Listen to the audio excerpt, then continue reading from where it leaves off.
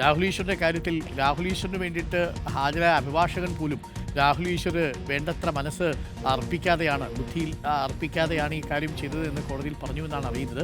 കാരണം ഞങ്ങൾ ഇതെല്ലാം മാറ്റിക്കൊള്ളാം സർ, എല്ലാ പോസ്റ്റുകളും പിൻവലിച്ചോളാം, എല്ലാ കാര്യങ്ങളും പിൻവലിച്ചോളാം, നിരാഹാരം ഞങ്ങൾ അവസാനിപ്പിച്ചോളാം സർ എന്നൊക്കെ പറഞ്ഞിട്ടും പോലീസ് പറഞ്ഞു 10-ാം തീയതിക്ക് ശേഷം കസ്റ്റഡി ആവശ്യമുണ്ട് കേട്ടോ എന്ന് പറഞ്ഞിട്ട് കോടതി അംഗീകരിക്കുകയായിരുന്നു. ഇതിപ്പോൾ ജില്ലാ കോടതി എന്ത് പറയുന്നു എന്നുള്ളതാണ്. രാഹുൽ ഈശ്വർ ജയിലിൽ കിടക്കാൻ തുടങ്ങിയിട്ടും രാഹുൽ മാങ്കൂട്ടത്തിൽ ഉള്ളിൽ പോയ ദിവസത്തോളം ആവുന്നു എന്നുള്ളതാണ് ഇതിലെ വ്യത്യാസം.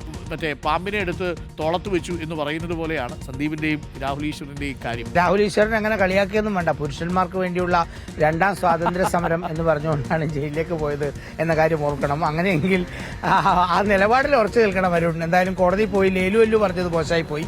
നിലപാടിറങ്ങാൻ നിലപാട് ഒന്നായിരിക്കണം. ആദ്യം നമുക്ക് വാർത്തയിലേക്ക് വരാം അരുൺ. ഉറപ്പായിട്ടും രണ്ടുപേർക്കും നിർണായകമാണ്. രാഹുൽ ഈശ്വർ വളരെ മോശമായിട്ടാണ് തന്റെ സാമൂഹ്യ മാധ്യമ അക്കൗണ്ടുകൾ വഴി ആ പെൺകുട്ടിക്കെതിരായ പരാമർശങ്ങൾ നടത്തിയത്. പെൺകുട്ടിയുടെ ഫോട്ടോയും വീഡിയോയും രാഹുൽ ഈശ്വർ കാണിച്ചിട്ടില്ല എന്നേ ഉള്ളൂ. പക്ഷെ മറ്റുള്ളവർക്ക് മനസ്സിലാകുന്ന രീതിയിലുള്ള ക്ലൂ ഒക്കെ നൽകിക്കൊണ്ടാണ് പലപ്പോഴും രാഹുൽ ഈശ്വർ ആ പോസ്റ്റ് നൽകിയത്.